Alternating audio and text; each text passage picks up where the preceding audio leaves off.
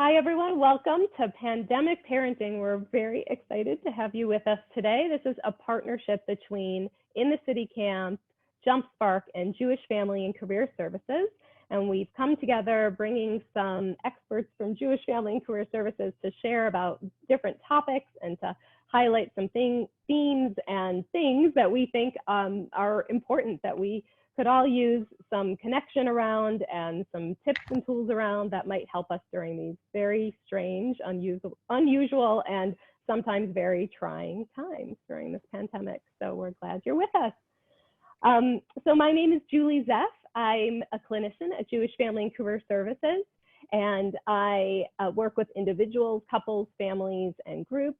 And I have been a life coach. I teach some yoga and some dance fitness, and I help clients live lives they love. And I'm honored that I get to do that and to be here with you all as well today.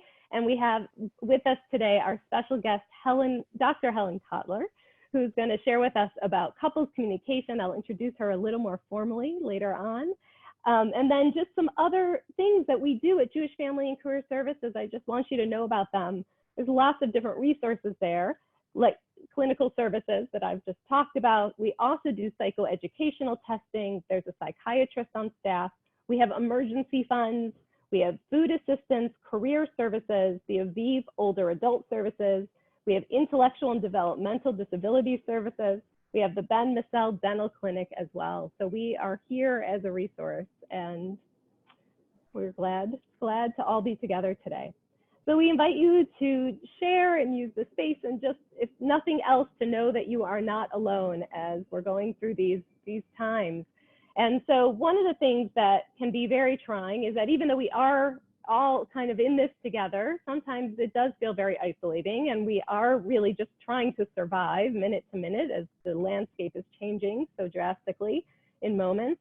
So sometimes it's hard to focus and spend time really celebrating and focusing on what is working well. And so let's take a moment, and maybe all of us can go around and share something that we want to celebrate, something that's working well, that is good right now. It could be from today, from this moment, from yesterday, for this past week, from the past 4 months.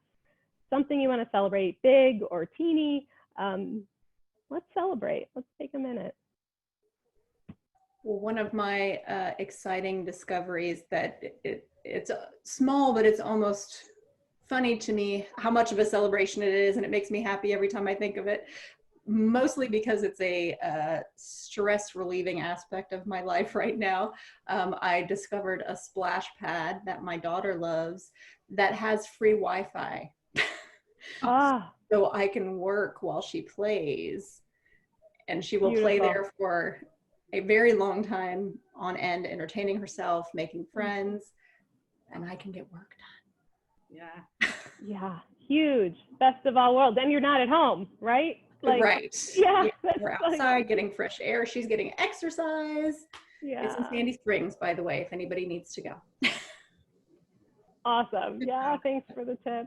That is definitely something to celebrate.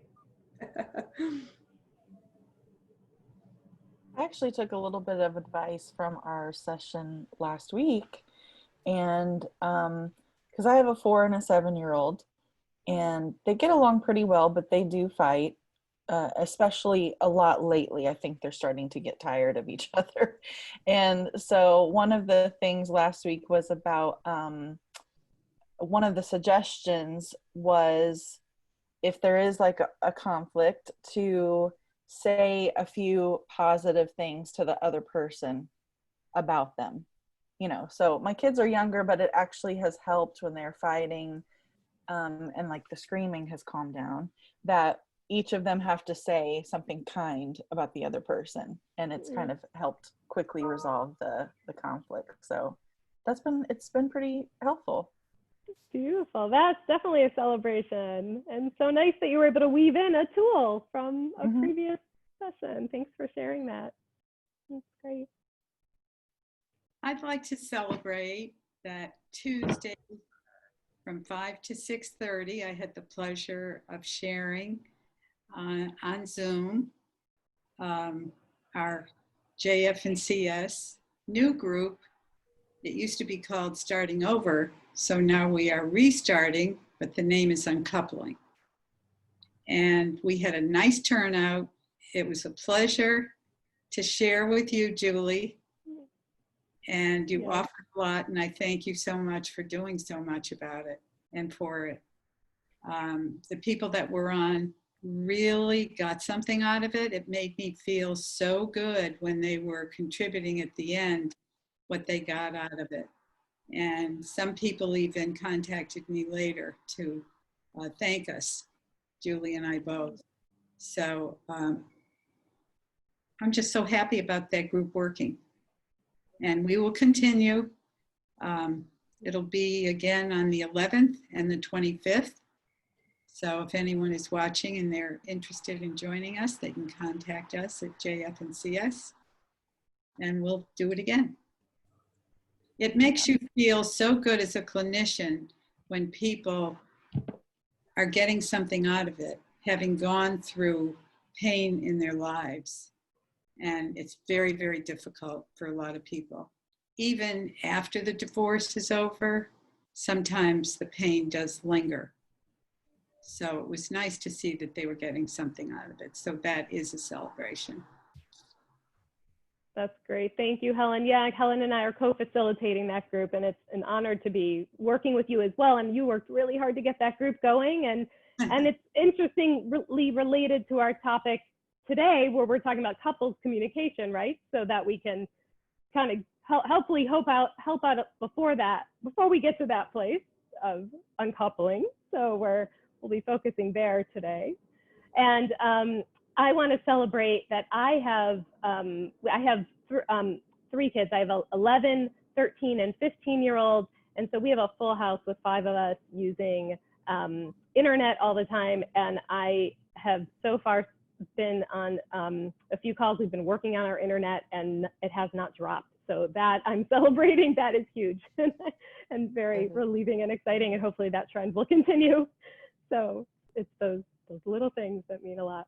I saw that Chantal popped on. If Chantal, we're celebrating if you'd like, no pressure. But if you'd like to celebrate, please join us. I will celebrate that my daughter was doing in the city camp online, and she's actually had a really good week with it. She's been one of these kids that has a hard time embracing the online Zoom meetings and everything, but she's actually really enjoyed it. So thank you in the city camps. It's been really good to have her doing something constructive and seeing what came out of it. It's beautiful. Yeah, just how I think, especially our kids, but I know for me too, like seeing how we're growing, like we have to adapt and try new things. And it's amazing. That's great. And that in the city provided the opportunity. Thank you. Great, Chantal. All right, so now if we could go around and set an intention for the rest of our time together here, or maybe even talk about what is interesting about this topic, specifically couples communication and an intention around that, or just a bigger intention of something we'd like more of in our life or the life of our family, or a main aim of ours, I sometimes call it, that we want to focus on. Sometimes it can be really powerful just to state that. So does anyone want to begin with an intention or a main aim? Something they'd like to walk away with today? Well, I mean, we got married young. I was 20, so we're about to celebrate our 16th anniversary next week.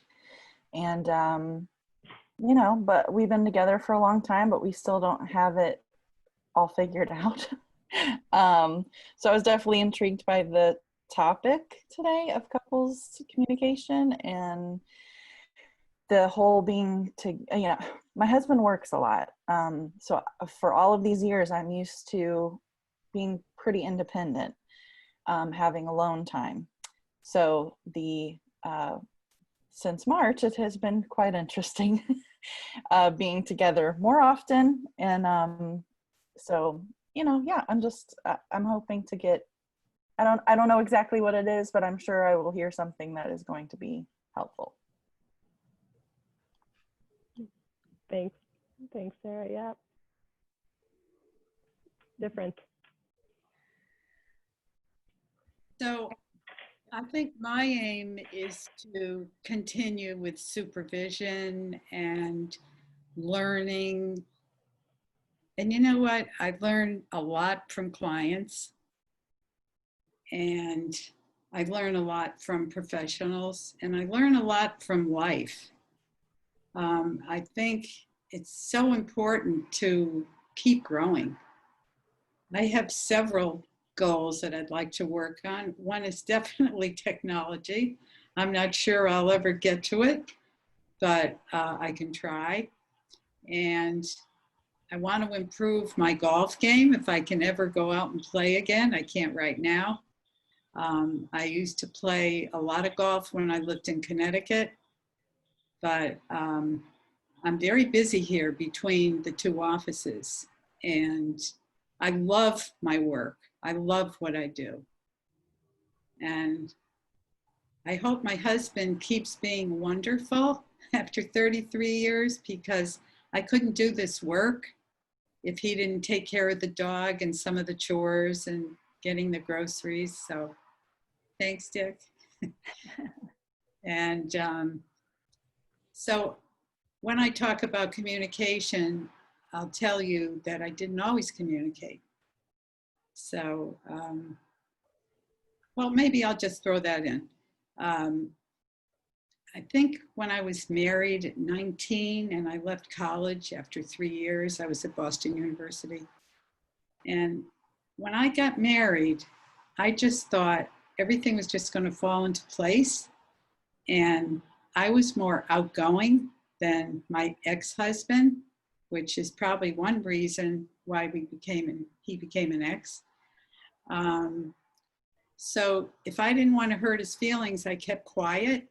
Whereas now I would say, I need to give you some information. There were really some concerns that I want to discuss. But at 19, even 20, 25, 30, it's hard to say that because you want to hold back and be silent.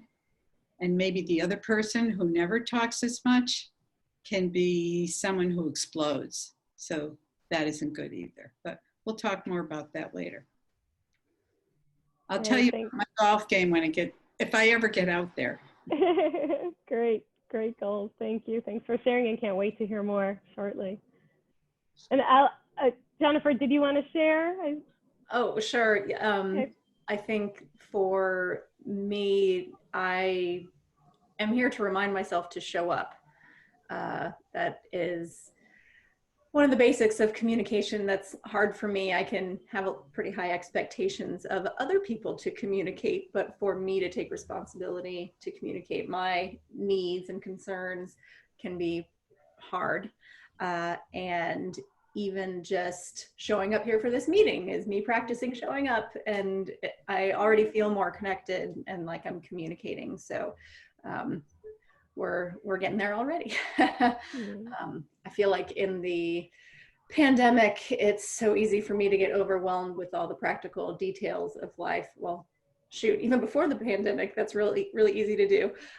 More so now with everything that's going on. So this is also just a good reminder of what's really important under all that, and taking care of each other and taking care of ourselves. Thanks, Jennifer, for that reminder. We're so glad you're here. And even as you were talking, it made me slow down a little and take a breath and remind myself of, yes, so thank you. We're inspiring each other, I think, just by being in this space together. And that's a gift. Thanks. Yeah. Great. And I can share that my husband and I used to be very good about date nights. On Saturday night, that was our date night. We would go out, we would really safeguard that time. And in fact, we didn't really double date a lot. That wasn't, if we had some free time, we wanted to spend it together talking and connecting, and would walk up to local restaurants and you know, have dinner and a drink. But that has been really hard lately. So I've been missing that time, and we're, you know, trying to figure out like the date night. We're not comfortable yet eating, or I should say I'm not comfortable yet eating in restaurants. So our date nights consist of, if we do them, it's like a walk around the neighborhood, and it's the same thing, or, you know, or we're trying to we've started to talk a little bit about getting creative and how to create that time, but it's been really hard to do, but I'm missing it a lot. And it's hard because the house is not private with 5 of us in one house. It's very hard to find some space and time to just be together and share, but it's I'm realizing it's very important and I'm missing it. So I'm anchoring into that and commitment and some tips and reminders for that. So Chantal, anything you want to share? Well, it's so busy with everything that we're doing, constantly with work and trying to get the kids to do what they need to do and provide for them, that it's very easy to kind of forget that we need to spend time together. And so yesterday, my parents took the kids for a couple hours and we actually had time to spend together, which was really nice. And my husband said like a few days ago, like, you're not really much fun anymore. and that's when, him saying that, and I realized, oh, I guess I'm not really spending that much quality time with him. So that was nice to have that, because who has time, who can do date nights anymore? You can't. So yeah, beautiful. But you made it happen. We made it happen. Yeah. You made it happen. Congratulations. That's a celebration. Yeah. So great. Yeah. Yeah. Great. Thank you all. So let's head into our official presentation today with Dr. Helen Kotler, who has years of experience working with individuals, couples, families, and groups. She's worked with addiction, and she works for the Jewish Family and Career Services, our agency, and she also has her own private practice. She loves working with couples, as you can probably tell and hear. And just a fun fact is that Helen used to be a host on her very own TV show. So that I always love hearing about that. That's super fun, Helen. So we're so grateful to have you with us today. Thank you for your sharing, and we can't wait to hear more about couples communication. Thank you for inviting me. This is really a pleasure for me to be here. And I don't really want to be known as an expert because I don't know everything. I feel like I am still learning. I grew up in Connecticut. I grew up in Manchester, Connecticut. And then when I left college after my junior year at Boston University, I was getting married and lived in Middlebury, Connecticut. And I had to go back to college, which I did not do until 12 years after I was married. And that's because I got separated and it all worked out better for me. And I started going back to college to get my bachelor's. Then I got a teaching job in Southbury, Connecticut, where I taught elementary school, grade 2 and grade 5, which I loved. I put on a lot of plays. We did a lot of writing. We played classical music, and kids would write what their mood was and what the music made them feel like or think about. Then after that, I went to the post office one day. You never know when a door is going to open. And I met someone that I knew, and he said, "What are you doing these days?" And I said, "Well, I'm going to be doing some counseling, private practice after I get through teaching school." And he said, "Well, you would be the perfect person. You know a lot of resources here. You're very active in the community. And I just rented a building to a man who's opening up a methadone clinic for addiction." I knew nothing about addiction, nothing. So at the same time, I was doing PRN work, which is they call you when necessary if someone can't make it. So I was working 6 years in Waterbury Hospital in a locked psychiatric, mainly suicidal patients. And I loved doing that when I saw some growth in people and they were wanting to live. Was very moving for me.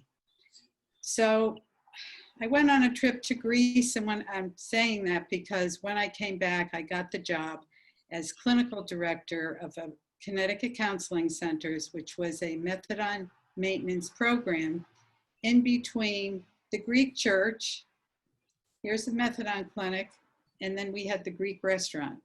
So I just felt spiritually that that was the place for me. So I left teaching, and although when I was a teacher, I was looking for a job as a principal or an assistant principal because my second master's was in supervision. Fortunately, the man or the woman who was up there had another plan for me, and it wasn't going to be in educating elementary school, but it was educating people for life. So I went to the Connecticut Counseling Center. That was 6 years, and the psychiatrist was leaving, and he asked if I would come into his office. So I left that, stayed working part-time after I was in Dr. Caffrey's office, and that lasted for another, everything was in 6, although 8's my lucky number. But after that, I, let's see, moved from Middlebury up to Farmington, and I took a risk. Sometimes you have to take a chance in life. The worst thing is they could say no. So I wanted to work in a psychiatrist's office and get some experience.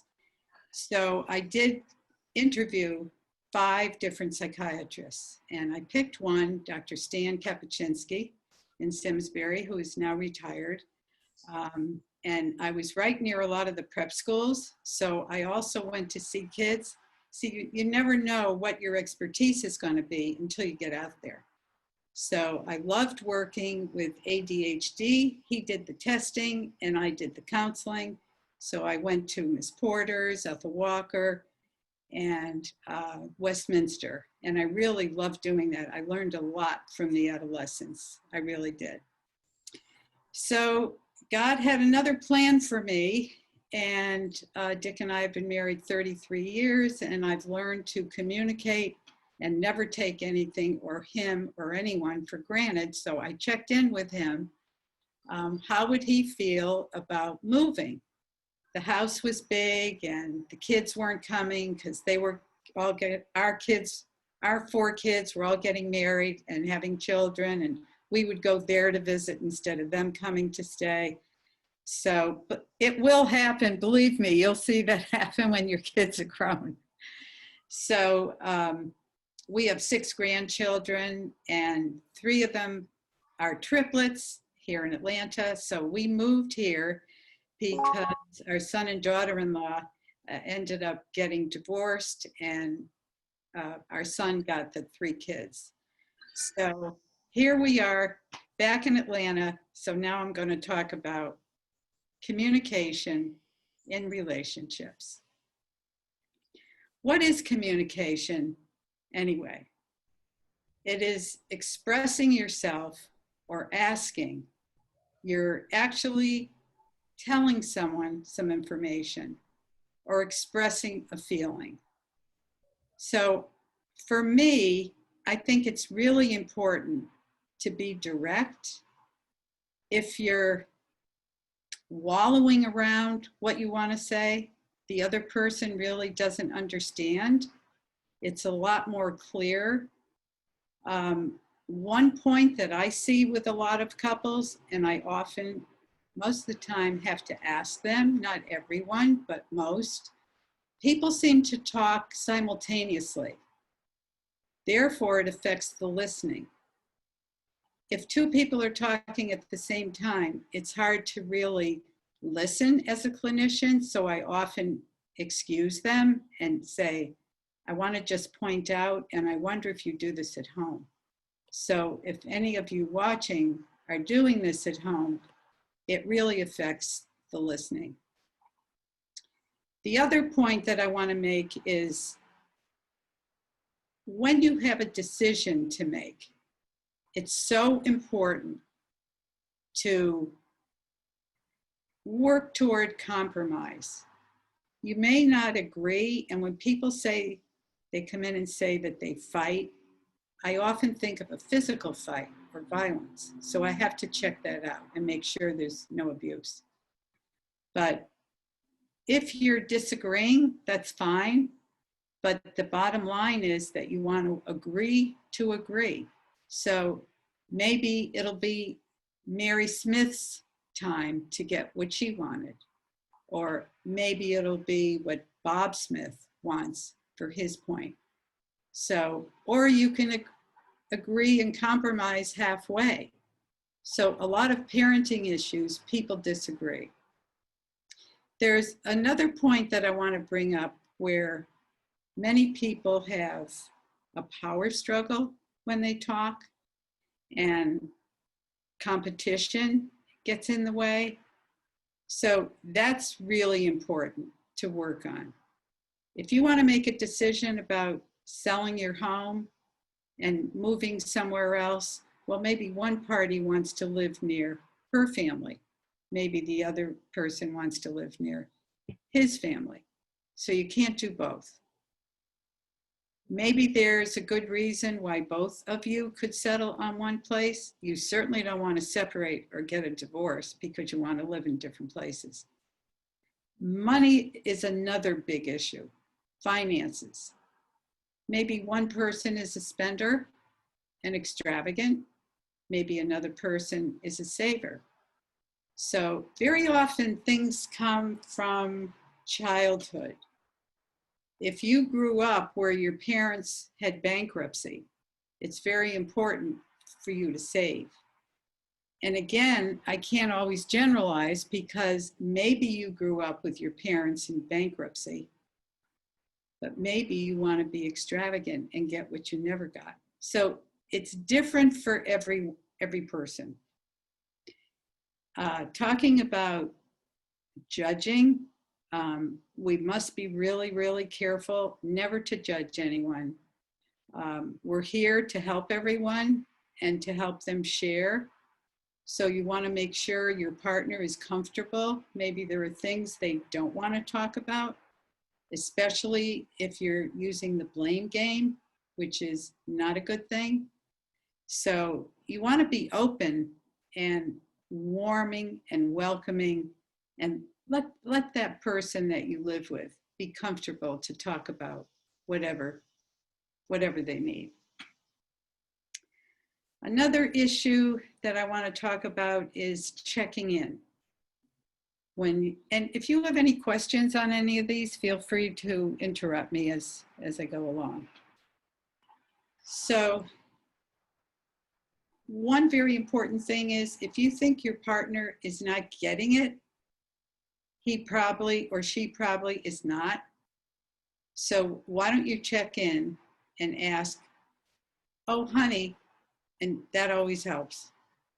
Oh, honey, you know, I love it when you go to the grocery store. It's so helpful for me. And it helps me with our baby. I have more quality time with him. So you're giving some praise. You're getting the other person, him or her, comfortable. And you want to check in because you want to know what they heard. And maybe they heard the opposite of what you were saying. Maybe they weren't even close to what you were saying. So that's really important to check in. The other thing is, as I said before, being direct. Direct doesn't mean aggressive. Direct means you're being clear. Make sure you're saying what it is you want the other person to know. The other thing is, if you're not clear, they're not going to get it. And one good thing to remember is the other person is not a mind reader. They're not psychic. They don't know what you're thinking. So if you're not saying it the way it really has to be, the way you really want the change, it's not going to be.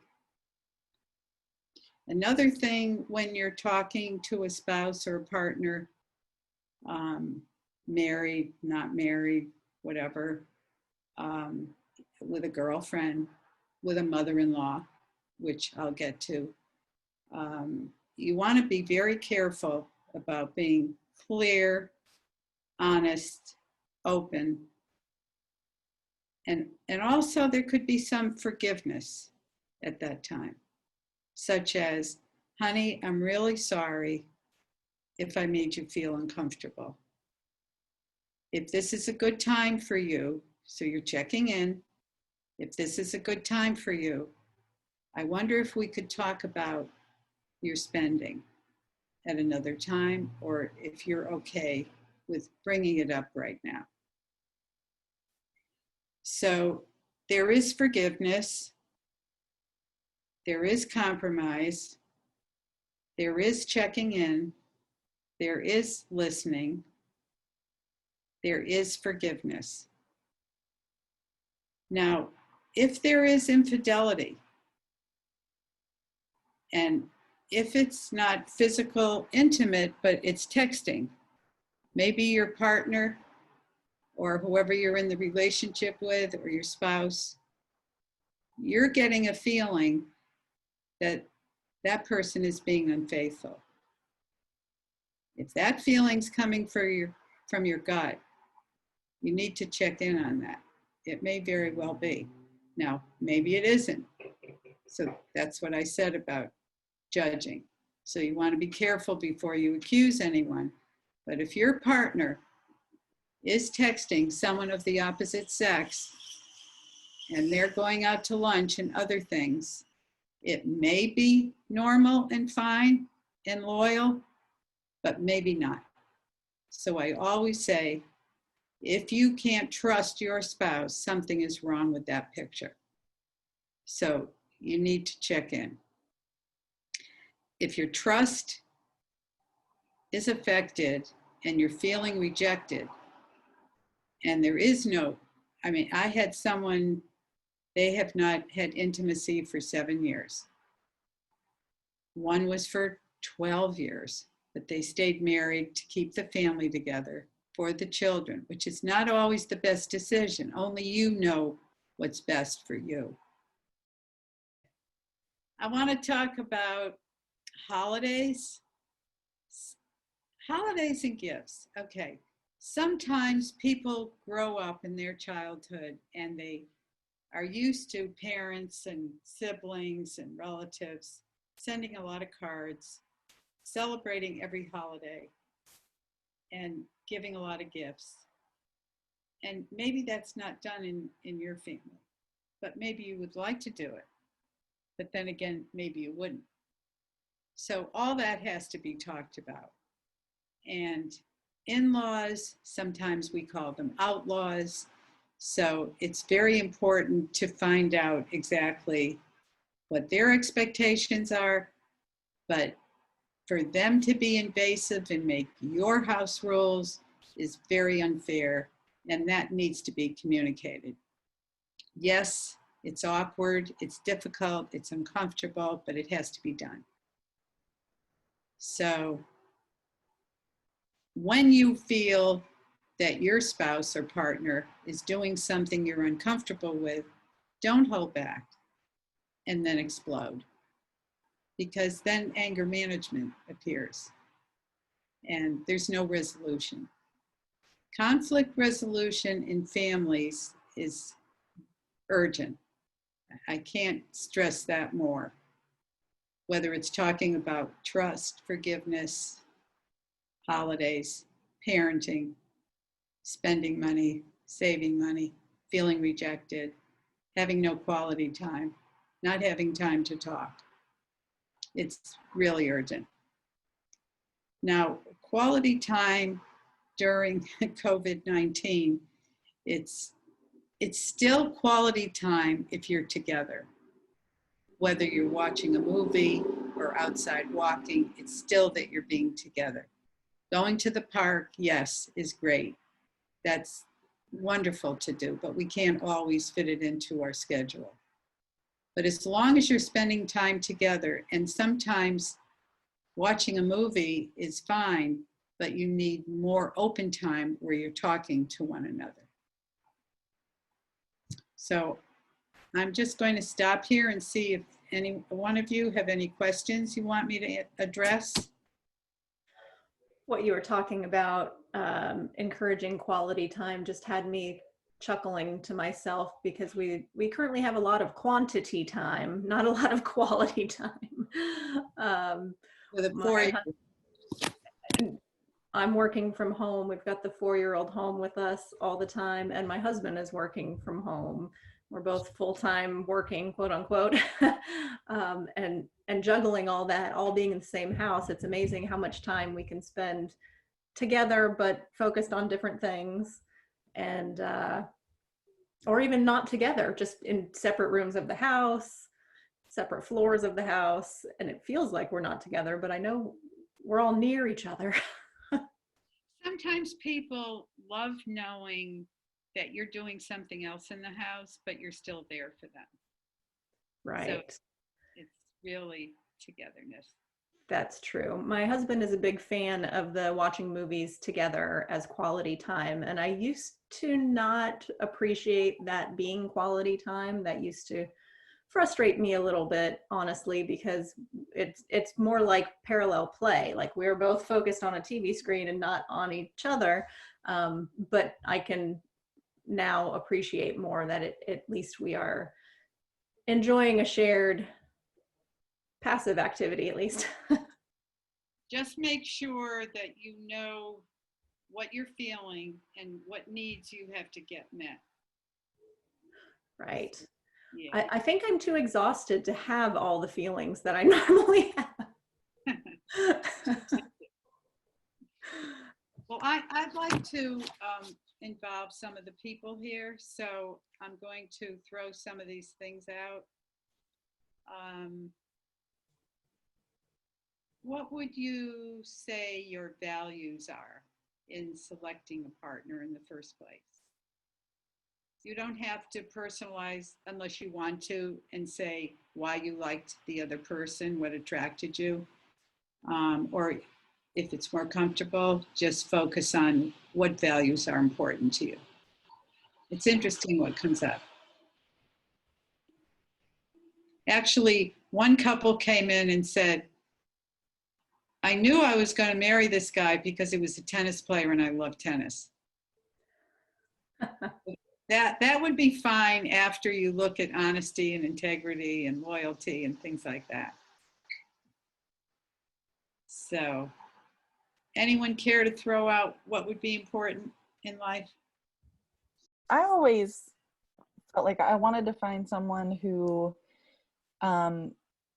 made me laugh, first of all, and just like a good support. But I also wanted someone who could appreciate that I do like to be a bit independent. I've never really cared for someone that clinged to me, like that really needed me. I like having alone time. I like being independent. So anyone when I was dating that was just too clingy, I just was not really interested in. And then also someone that really valued family, because I'm extremely close to my family. My mom's my best friend, and we're very, at holidays, it's very much family time. If we're visiting family, we're not locking ourselves in a room somewhere, like we're all together in the living room or the kitchen or whatever. So it was important for me to find someone too that valued family and that would like my family, because I knew they'd be spending a lot of time with them. I like that you mentioned humor, because humor is so important when you're together. It's so good to be able to laugh. And I got lucky. I did get one that makes me laugh. Good. I'm glad to hear that. And he got someone very nice as well. Oh, thank you. So it works both ways.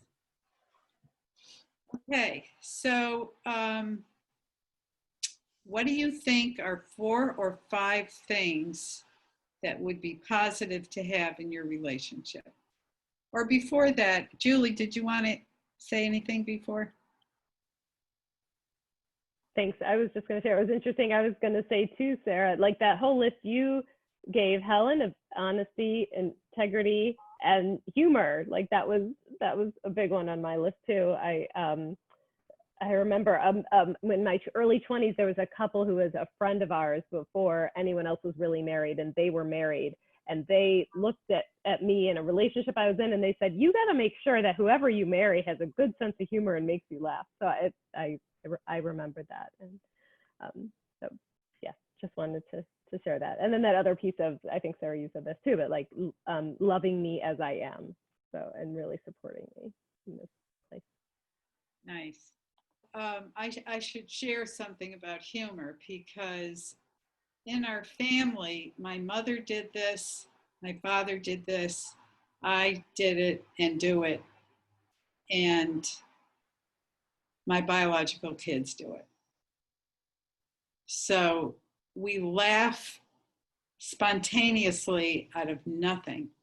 We could be at an event and all of a sudden something will strike me funny, or I'll be in a class and I'm talking about something and some of it had humor. We just laugh out of the blue sometimes. So when we're all together, I'll start laughing and not be able to stop. And one of my kids will say, "Here she goes." And then they will start laughing. It's just contagious, but it just makes everybody feel good. Okay, so I wanted to bring up, if you could offer 4 or 5 things that maybe you have in your relationship, or maybe you think other people should have. Maybe it's more comfortable to say what other people should have. Either way that fits for you is fine for me. I don't know. I would say probably ours would be, well, like I said, humor. You know, that was really the first thing about my husband that drew me to him, was that he made me laugh. And then I would say, I think you said commitment, but I would also say that, you know, we, like I said, we're about to celebrate 16 years next week. And when we got married, we agreed that like divorce was not an option for us. We don't even make jokes about it. You know, like if we're teasing each other, we don't say like, "Oh, I'm going to divorce you if you," you know, we just don't even make comments about it, because for us, it's just not in the realm of possibility for us. Hopefully. I mean, I hope that that's the case. That's in our minds. So that is what we tell ourselves and what we tell each other. And so we're very, very committed to each other. And, you know, and then just, I think we have a lot of similar values as far as our morals and spiritual beliefs. And I think that's important too. That's so nice. I'm so glad you have all that. I can say ditto on the humor. That's very important in our relationship and in our house too. Keeping everyone laughing and enjoying themselves, enjoying our lives is really important to us. I didn't think of this similarity until we were on this call, but we burst into song as opposed to laughter, like you, Helen. My husband makes up silly songs. I can turn anything, any phrase into a song. And so that's one way we keep each other entertained with a little bit of creativity. And as we're talking, the word comfort keeps coming to me. We have also been together for a long time. We met when I was 20, got married when I was 25, and have had our 15-year anniversary this year. So since I was very young when we met, I wasn't really thinking about what values we shared necessarily. It was more, who's that cute boy? But apparently it all worked out. And we've just, even then, had a level of comfort that we both really appreciated. We're no nonsense, no drama kind of people. We just like everything to be easy and mellow. Yeah, I think when I married at 19, I probably married him because he was cute. I liked the way he dressed. And because we were in Boston, we used to go into Cambridge a lot. So they called it preppy at the time. So, and of course he had a convertible. So that was pretty major, which is pretty shallow on my part, but that's what it was when I was 19. Great. I just wanted to say I'm looking at our time, which is almost up for today. So I wanted to see if we could maybe go around and if everyone could share just even one thing that they're taking with them today that they want to remember and hold close as they head into the week, the months ahead, especially around couples communication. But if something else popped up here that was meaningful, that's fine too. Well, I like the reminder of checking in with your spouse, because I think I forget to do that a lot of times, especially because we have little kids. My focus really just goes to them most of the time. And, you know, we do sometimes joke about how we're more roommates than spouses in our lives right now, because all of our focus and energy goes to our kids and not as much to each other. And so, and I don't know that we've ever done like the love language test, but I do think that my husband's probably would be words of affirmation. He needs to hear things, and I don't always do a good job at that. So I think just trying to check in with him and, like you said, saying things like, thank you for doing this or that, you know, I'm sure would go a long way with him. And it's something that I knew already, but it was just a helpful reminder that that's something I probably need to be more intentional about. I think I'll be reminded of our discussion about quality time and how it's important to prioritize. We've talked about different ways that we can maybe do that and get creative about how we can have date nights again. That doesn't have to be entirely off the table. And also relating to the love language, I think acknowledging that maybe our partner has a different understanding or appreciation of what quality time is. So sitting and watching a movie together can feel really good to one of us, and I can do that for him. And then we can still be benefiting from that connection. I've actually learned from all of you. I really have. I don't think we ever stop learning. It's so important to be open enough to grow. And just remember, it's okay to disagree. It's just how you end up with it to resolve the conflict. As long as it's not violent or abuse. I think I definitely, I try to be aware of everything my husband is doing, acknowledge it. But I think that's a really great thing to say at the end of the day. I really do appreciate you doing this, because we're all working together and it's crazy. Thank you. It's reminding me of my husband and I used to do something. Sorry, there's a lawnmower here. Can you hear me okay? Okay. My husband and I used to, years and years ago, do the thing, we called it 3 things. And so every day we would tell each other 3 things we were grateful for, or 3 times times when we thought of each other during the day. So I'm going to bring that up again and maybe reinstate that. It could be fun to revisit that. So thank you so much for being with us, Dr. Helen Kotler. We're so grateful to have you with us today. Thank you. And thanks to all of you for all of your sharing and inspiration. And we look forward to more. We have one more of these next week, 10 to 11. We have Dr. Lori Wilson with us. Who'll be talking about ADHD and executive function skills just in time for back to school. Although school's been pushed off a couple weeks, but still great time to be talking about these things for our kids and for us. Who knows, right? We could maybe use some tips and tools, especially during this time when we're all focused at home, how to help us with our executive function skills too, and our focus. So thank you all for being here. Be well, and we'll see you soon.